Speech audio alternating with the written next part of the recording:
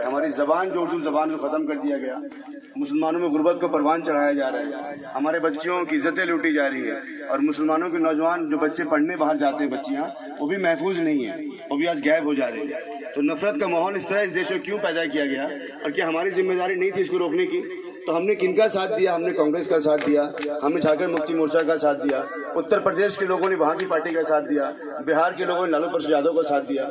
लेकिन इन लोगों ने तो हमारे वोटों से राजा बन गए, हमारे वोट से हुक्मरान बन गए। लेकिन हुक्मरान बनने के बाद उन लोगों ने क्या किया हमारे साथ, वो हमसे बेहतर आप जानते हैं। तो हालात हमारे इसलिए नहीं बदल रहे हैं क्योंकि हम लोगों ने खुद से शासन करना छोड़ दिया। आप ये सोचिए कि अगर शाहीन बाग नहीं होता, अगर हमारी औरतों ने, हमारी बहनों ने, अगर हमारी माओ ने अगर शाहीन बाग नहीं किया होता तो CNRC में हम बच पाते? अगर CNRC इतना बड़ा बाउंडर था इस देश का कि हमारे शहर खत्म करने की कोशिश की गई, अगर हमारी बहनों ने सड़क पे उतर के एहतजाज नहीं किया होता तो हम बच पाते? इस देश में नहीं बच पाते। इसी तरह से आपको इस देश को बचाने के लिए, मुल्क को बचाने के लिए और जमशेदपुर पश्चिम विधानसभा को बचाने के लिए, इन लुटेरों से बचाने के लिए, गुर्बत खत्म करने के लिए आपको आगे आना पड़ेगा। हम लोगों ने बहुत लोगों को साथ ले लिया, लेकिन मैं ये मानता हूँ कि जो ख्वातीन हैं, अल्लाह उनके अंदर ज़्यादा सलाहियत दिया है।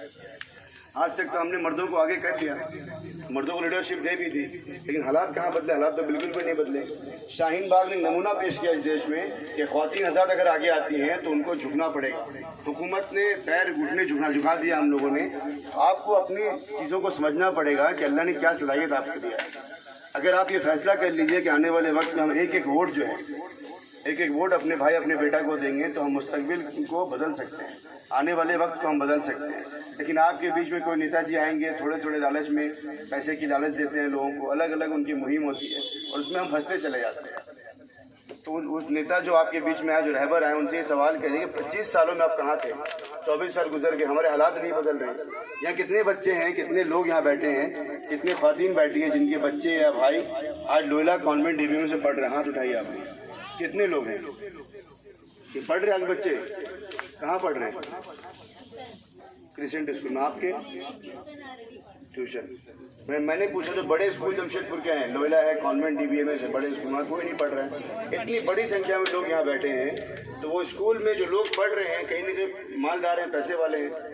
तो भारत का संविधान ये कहता है कि शिक्षा का अधिकार मिलना चाहिए, शिक्षा सबके लिए बराबर है, रोजगार का इंतजाम सबके लिए बराबर होना चाहिए। इस देश में जो लोग रहते हैं उनको भी धर्म का, आस्था को मानने का अधिकार है, सबको बराबरी का अधिकार है। तो एक आदमी जब अमीर हो जाता है, उसके बच्चे लोयला में पढ़ते हैं, एक गरीब का बच्चा मदरसा में पढ़ता है, ये निज़ाम गलत है कि नहीं? गलत है। इस निज़ाम को बदलने के लिए हमने कितनी कोशिश की? इस निज़ाम को बदलने के लिए हमने कोई कोशिश की है? हमने ये कोशिश की कि हम एक नेता यहाँ पर आएगा, चुनाव के टाइम पे हम उनको वोट दे देंगे और हम बड़े जमा हो गए। हमें समझ गए कि उनको वोट दे देना मतलब हमारा काम खत्म हो गया। लेकिन हमने अगर नेता का वोट देकर उनको सवाल करना शुरू किया होता 5 साल में, 5 साल में 2200 दिन 2100 दिन होते हैं। अगर आप मुस्तकिल सवाल करते कि मैंने तुम्हें वोट दिया, जब आप वोट देते हैं गवाही देते हैं, वोट जब बटन दबाते हैं EVM हम गवाही देते हैं। जब गवाही हम देते हैं तो अल्लाह की पकड़ भी होगी कि नहीं होगी उसकी? हमने गवाही ये दिया कि जो नुमाइंदे को हम चुन रहे हैं वो बन्ना गुप्ता की शक्ल में हो या किसी नेता की शक्ल में हो, जिनको हम चुन रहे हैं वो आने वाले वक्त में हमारे बच्चों के लिए मेहनत करेगा, कानून बनाएगा, हमारे बच्चों के अस्पताल स्कूल खोलेगा। उन्होंने कितने बड़े बड़े वादे किए कि आपके यहाँ पर एक अच्छा अस्पताल खोलेंगे, 100 बेड का अस्पताल खुला हुआ दिखा आपको? आपके यहाँ पर गरीब मजलूमों के लिए यहाँ स्कूल नहीं है। बच्चे पढ़ने, अच्छे बच्चे जो पढ़े हमारे, पढ़ के कहाँ जाएंगे? अगर एक हमारी, अल्लाह ने करे, हमारी किसी बहन को, किसी माँ को, किसी बुजुर्ग को या भाई को छोटी तकलीफ हो जाए, बड़ी बीमारी हो जाए, तो वो कर्ज में तबाह हो जाएगा, लेकिन कर्ज वापस भी नहीं कर पाएगा। जितनी पूरी जिंदगी कमाई जो है ख़त्म हो जाती है बीमारी में। तो हमारे लोग इनके 25 सालों में, और भारत को आज़ाद हुए 78 साल हो गए, इन 78 सालों में इस निज़ाम को हम नहीं बदल पाए। हम गरीबों को शिक्षा का अधिकार नहीं दिला पाए, अच्छी तालीम नहीं दिला पाए, हम गरीबों को अच्छे अस्पताल मुहैया नहीं करा पाए, हम गरीबों को, यहाँ के मजलूम लोगों को, दलितों को, आदिवासियों को, पिछड़ों को हक अधिकार नहीं दिला पाए। तो कहीं न कहीं ये जो पूरा निज़ाम कायम है ये गलत लगता है कि नहीं? आप लोगों को गलत है। इसको बदलने के लिए क्या कोशिश होनी चाहिए? इसको बदलने के लिए आपको करना पड़ेगा कि आपको अपने घरों से निकलना पड़ेगा, शरई तौर पर अपने घरों से निकलना पड़ेगा पूरे हिजाब के साथ, और घर घर जाके दरवाज़ा खटखटाना पड़ेगा, सब लोगों को जागरूक करना पड़ेगा, जगाना पड़ेगा क्योंकि ये देश हमारा देश है। इस देश के हम भी मजलूम हैं, आदिवासी मजलूम हैं, दलित भी मजलूम हैं। और अल्लाह के नबी ने ये कहा कि तुम्हारे घर के 40 घर दाएं 40 घर बाएं आगे पीछे अगर घर में कोई भूखा सो रहा है तो तुम यकीनी तौर पर मुसलमान नहीं हो सकते। तो अल्लाह के नबी ने ये नहीं कहा कि मुसलमान होना चाहिए अगल बगल का आदमी, बल्कि दलित हो, आदिवासी, कोई भी हो, अगर वो इंसान है तो हमारा भाई है। और हमारे नबी रहमतुल आलमीन है, रहमतुल मुस्लिमीन नहीं है। अल्लाह के नबी को कुरान ने बताया कि रहमत आलमीन, पूरे दुनिया की रहमत है। लेकिन हमने क्योंकि अपने दीन को छोड़ दिया, हमने अपना जो हक अधिकार है उसको हम मांगने से चूक गए, हमने भारत के संविधान को, आइन को नहीं पढ़ा। तो ये जो हालत हमारे बीच में है सिर्फ इसी वजह से है कि हम जागरूक लोग नहीं हैं। अगर हम ये फैसला करें कि कल से हम लोगों के बीच जाएंगे और लोगों को जगाने का काम करेंगे, और जितने मसाइल आपके हैं हम लोग मिल बांट के उसको हल कर सकते हैं। आपके बीच एक शख्स बैठा है, मैं इनको जानता हूँ पिछले 10 सालों से। इन्होंने इतने बड़े मजमा यहाँ बुलाए हैं तो मतलब इन्होंने काम किया तभी इनके पास आप आए हैं ना। इनकी एक बात पर, इनके एक कॉल पे आप यहाँ पर आ गए, लब्बैक कहा आपने, इसका मतलब इन्होंने काम किया होगा। तो ऐसे ही लोग इस देश में हैं जो लोग काम कर रहे हैं निरंतर। और आपके काम की जब आपको प्रॉब्लम होता कौन आता है? अंसार भाई आते हैं, मैं आता हूँ, कोई और आते हैं, कोई नेता तो आपके बीच में नहीं आता। जब नेता नहीं आता है तो नेता चुनाव के टाइम जब आएगा उसको वोट हम क्यों देंगे? एक छोटे से बात मैं आपसे कहूँगा, इसके पहले इंतखाब गुजरा, इसको हम कहते हैं पार्लियामानी इंतखाब। अभी एक चुनाव हुआ कुछ देर पहले, हमने नरेंद्र मोदी को हराने के लिए वोट दिया। हमने किनको वोट दिया?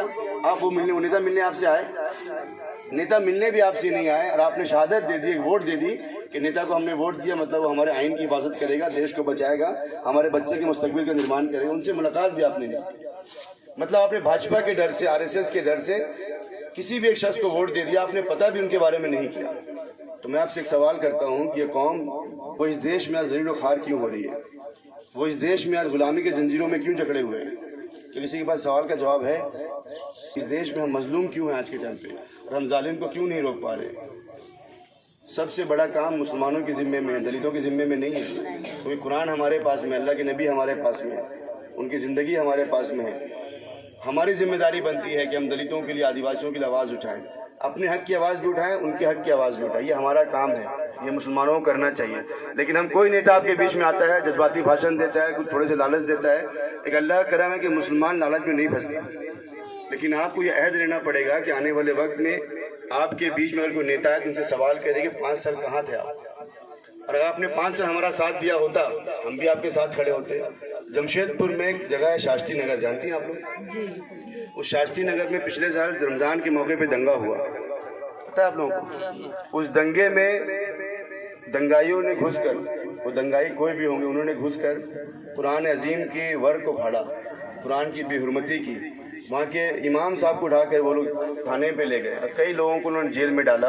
उसके बगल में मंत्री जी का घर है, जो बन्ना गुप्ता हमारे विधायक है माननीय, उनका कुछ दूर पे घर है, वहाँ पर झांकने तक भी नहीं है। और वहाँ उसके सामने में 47 घर था, कुछ दुकानें थी, कुछ घर थी हमारे बच्चों की, औरतों की, जिनके पुराने घर थे वहाँ पर, उसको घर को तोड़ दिया। वो सारे लोग बेघर हो गए, नेताजी वहाँ पर भी नहीं है, और रातों रात सड़क बन जाती है वहाँ पर। तो आपको समझना पड़ेगा ये लोग आप पे कभी नहीं हो सकते। अगर आपने हमारा साथ दिया तो मेरे गिरबान पकड़ के आप बोल सकते हैं कि आप यहाँ पर आए थे, आपने अल्लाह की बात की थी, और आपके सामने बैठ के आपने हमसे वादा किया था कि आप हमारे मसाइल को हल करेंगे। लेकिन जो नेता हमारे बीच आते हैं उनका गिरबान पकड़ सकते हैं आप? लेकिन अगर अपने लोगों को चुन के भेजेंगे, आप जो ईमानदार होगा, जिनके अंदर खौफ खुदा होगा, तो आपके लिए काम करेगा। सबसे बड़ी चीज़ है कि जिनको हम नेता चुनते हैं उनके कैरेक्टर को हम नहीं जानते, वो कैसा है, वो बदतमीज़ है कि बदकार है, उसको पता ही नहीं करते। आप अपने लोगों पे यकीन नहीं करिएगा, आने वाली नस्लें हमारी गूंगी पैदा होंगी। जो वक्त इस देश में दोहराया जा रहा है, इस देश के संविधान को खत्म करने की कोशिश की जा रही है, हमारी अजमतें लूटी जा रही हैं, शिक्षा का इंतजाम नहीं है, यहाँ पर अच्छे रोजगार नहीं है। हमारे बच्चे जो हैं, हमारे जो नौजवान हैं, वो यहाँ पर रोजगार के लिए दूसरे कंट्री में रहते हैं, दूसरी जगह पर रहते हैं। यहाँ पर उनके पीछे क्या क्या होता है वो सब आपको बेहतर पता है। इस पूरे निज़ाम को बदलने के लिए आपको मेहनत करना पड़ेगा। बड़ी संजीदगी के साथ, मैं जो आपको बोल के जा रहा हूँ, बड़ी संजीदगी के साथ इसको दीन का हिस्सा मानना पड़ेगा। क्योंकि जितने मसाइल हमारे हैं उसमें बड़ा मसाइल का जो मसाइल हल जो नहीं हो पा रहे हैं, वो सिर्फ और सिर्फ इसलिए है कि हम सियासत में हिस्सेदारी नहीं लेते, और सियासत में हिस्सेदारी हमें लेना पड़ेगा। बगैर सियासत किए हुए, हिस्सेदारी लिए हुए इस देश में हम बेहतर नहीं कर सकते। एक जो MLA होता है उसका नाम सड़क नाली बनाना नहीं होता है। MLA का काम होता है कि विधानसभा में बैठ कर आपके लिए कानून पास करें, आपके बच्चों के मुस्तकबिल के लिए, रोजगार के लिए, महिलाओं की हिफाजत के लिए, उर्दू ज़बान के लिए।